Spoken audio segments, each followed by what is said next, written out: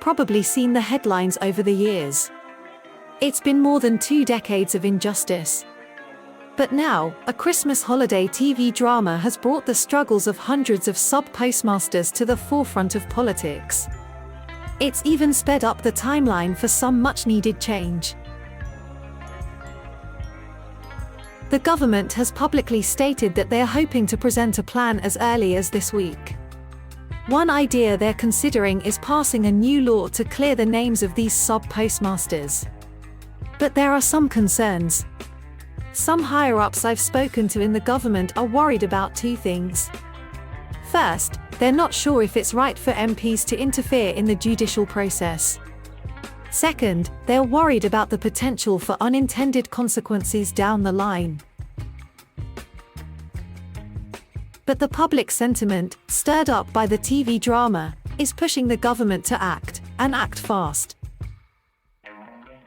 So, government lawyers are looking into the possibility of drafting a very specific law to address the post office scandal and nothing else. 2 former Justice Secretaries, Conservative Sir Robert Buckland and Labour's Lord Falconer, have publicly stated that a new law is needed and would receive widespread support. The current Justice Secretary, Alex Chalk, is looking into the practical and legal aspects of what can be done. But there are still a lot of questions to be answered. For Fujitsu, the Japanese company that created the Horizon computer program at the center of all this.